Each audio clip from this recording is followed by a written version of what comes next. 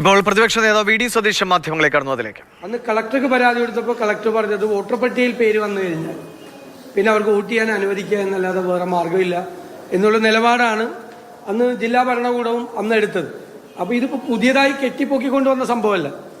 ഈ വിഷയം രാഹുൽ ഗാന്ധി കൊണ്ടുവന്നപ്പോൾ രാജ്യം മുഴുവൻ ഇത് ചർച്ചയായപ്പോൾ തൃശ്ശൂരിലെ വിഷയം കൊണ്ടുവന്നു. തീർച്ചയായിട്ടും അവിടെ വിജയിച്ച MP എന്നുള്ള നിലയിൽ അദ്ദേഹത്തിനും അദ്ദേഹത്തിൻ്റെ പാർട്ടിക്കും അതിൻ്റെ അകത്ത് ഉത്തരം പറയാനുള്ള പൂർണ്ണമായ ബാധ്യതയുണ്ട്. അവരത് പറഞ്ഞേ മതിയാവും, അവരത് പറയണം. വ്യാപകമായ ക്രമക്കേടുകൾ നടന്നിട്ടുണ്ട്. ഇന്നലെ ഒരു സ്ത്രീ തന്നെ മാധ്യമപ്രവർത്തകരോട് പറഞ്ഞു അവരുടെ വീടിൻ്റെ അഡ്രസ്സിൽ വേറെ വോട്ട് ചേർത്തേക്കാണ്. അവരറിഞ്ഞിട്ട് പോലുമില്ല, അഡ്രസ്സിൽ ചേർത്തിരിക്കുക. അന്ന് കോൺഗ്രസിൻ്റെ ഏജന്റുമാർ മറ്റേ ബൂത്തുകളിലെ പ്രവർത്തകർ ചെന്നപ്പോഴാണ് ഈ 9 വോട്ട് ആ വീട്ടിലില്ല എന്ന് മനസ്സിലാക്കിയത്. അപ്പോഴാണ് പരാതി കൊടുത്തത്. അപ്പോഴാണ് കളക്ടർ പറഞ്ഞത് വോട്ടർ പട്ടികയിൽ പേര് വന്നു എന്ത് ചെയ്യാന്ന് ചോദിച്ചു. അപ്പോൾ ഇതൊക്കെ യാഥാർത്ഥ്യമാണ്, അവിടെ നടന്നിട്ടുണ്ട്. വ്യാപകമായി ഓർഗനൈസ്ഡ് ആയിട്ടൊരു ക്രൈമാണ് അത് നടന്നിരിക്കുന്നത്. സംഘടിതമായി വ്യാപകമായി അത് ചെയ്തിട്ടുണ്ട്. അപ്പം അതിൻ്റെ അകത്തൊരു പൂർണ്ണമായ പരിശോധന നടപ്പാകണം. അതിന് തെരഞ്ഞെടുപ്പ് കമ്മീഷൻ തയ്യാറാവണം. അതിന് സംസ്ഥാന ഗവൺമെൻറ് അതുമായിട്ട് പൂർണ്ണമായി അത് സഹകരിക്കണം. നമ്മുടെ BLOമാരൊക്കെ ഉണ്ടല്ലോ, ബൂത്ത് ലെവൽ ഓഫീസർമാർ, സംസ്ഥാന തെരഞ്ഞെടുപ്പ് കമ്മീഷൻ വയ്ക്കുന്ന ആളുകളല്ലേ. അപ്പോൾ എല്ലാ സഹായവും ഉദ്യോഗസ്ഥന്മാർ തന്നെയാണ് പലതരത്തിൽ.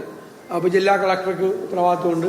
എല്ലാവരും ചേർന്നൊരു വലിയൊരു അന്വേഷണം തൃശ്ശൂരിലെ കാര്യത്തിൽ നടത്തണം.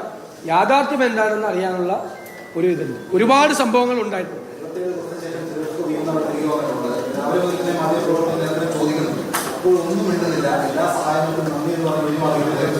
അല്ല, അതങ്ങനെ പാടില്ല. ഇപ്പോൾ നമുക്ക് ആരോപണങ്ങളെല്ലാം രാഷ്ട്രീയ നേതൃത്വത്തിൽ നിൽക്കുന്നവർക്ക് ഉത്തരവാദിത്തപ്പെട്ട സ്ഥാനങ്ങൾക്കെതിരെ ഉണ്ടാവും.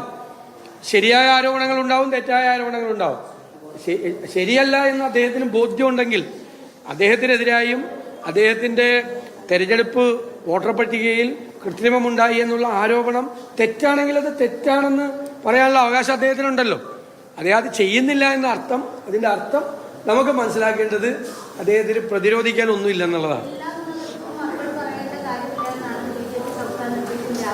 ഉറപ്പായിട്ട് പറയണമല്ലോ, ഉറപ്പായിട്ട് പറയണം, മറുപടി പറയണം.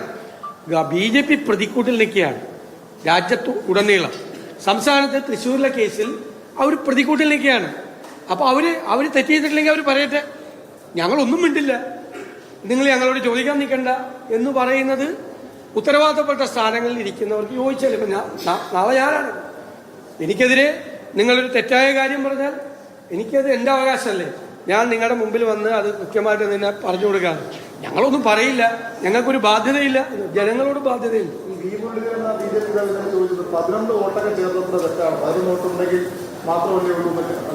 11 നോട്ടിന്റെ അല്ലല്ലോ ആരോപണം, 11 നോട്ടിന്റെ ആണ് ആരോപണം. ഞാൻ തന്നെ പറഞ്ഞത് ഒരു പാവപ്പെട്ട സ്ത്രീ അവരുടെ വീട്ടിൽ അവരറിയാത്ത 9 പേരുടെ പേര് ചേർത്തിട്ടുണ്ട് അവിടെ ഇല്ലേ. അതടക്കമുള്ള എത്ര കേസുകളുണ്ട്. ഫ്ലാറ്റുകളിൽ വ്യാപകമായി ഫ്ലാറ്റുകളിൽ വോട്ട് ചേർത്തിട്ടുണ്ട്.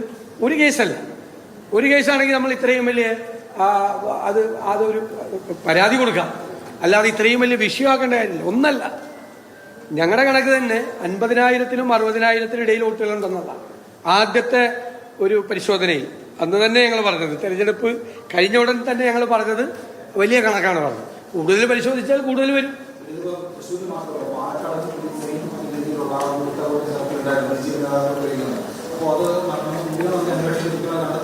ഞങ്ങള് പാലക്കാട് ഉപതെരഞ്ഞെടുപ്പിന് തൊട്ടു മുമ്പ് ഈ വിഷയം വളരെ ഗൗരവതരമായി ചർച്ച ചെയ്യുകയും അതിശക്തമായി ഞങ്ങൾ ഇടപെടുകയും ചെയ്തു. പാലക്കാട് അസംബ്ലി ഉപതെരഞ്ഞെടുപ്പിൽ ഇങ്ങനെ ഒരു ശ്രമം അവരുടെ ഭാഗത്തു നിന്നുണ്ടായി. അത് ഞങ്ങൾ ഫലപ്രദമായി തടഞ്ഞു. വളരെ ശക്തമായി പറഞ്ഞു. ഞാൻ അടക്കമുള്ള ആളുകൾ ഇടപെട്ടിട്ടുണ്ട് ആ കാര്യത്തിൽ. അന്ന് ഒരു കാരണവശാലും വോട്ടർ പട്ടികയിൽ കൃത്രിമം ഉണ്ടാകാതിരിക്കാൻ വേണ്ടി.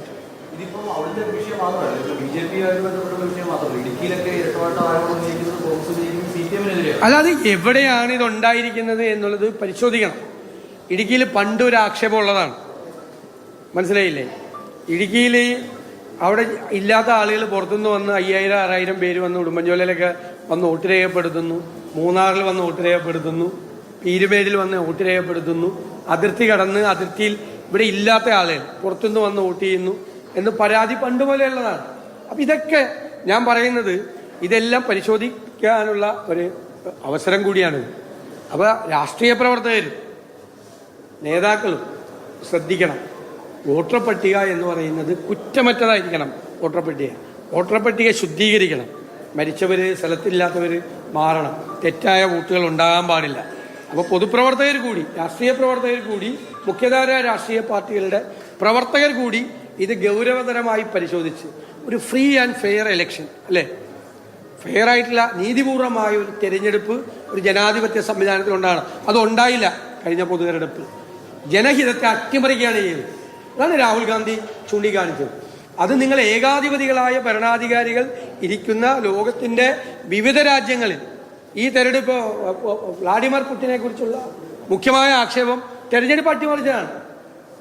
ആരും ജയിക്കില്ല, അദ്ദേഹത്തിനെതിരായിട്ട് ആരും ജയിക്കില്ല എന്ന് പറഞ്ഞ മാതിരി ഇന്ത്യയിലാകാൻ പറ്റില്ലല്ലോ.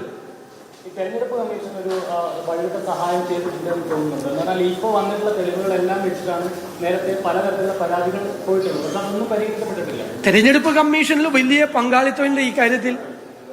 കുറ്റകരമായ കാര്യങ്ങളാണ് തെരഞ്ഞെടുപ്പ് കമ്മീഷൻ ചെയ്തിരിക്കുന്നത്. തെരഞ്ഞെടുപ്പ് കമ്മീഷനാണ് ആദ്യം പ്രതിക്കൂട്ടിൽ ഇതിന് കൂട്ടുനിന്നതിന് കൊട പിടിച്ചു കൊടുത്തതിന്റെ പേരിൽ സതീഷിന്റെ പ്രതികരണമാണ് കേട്ടത്.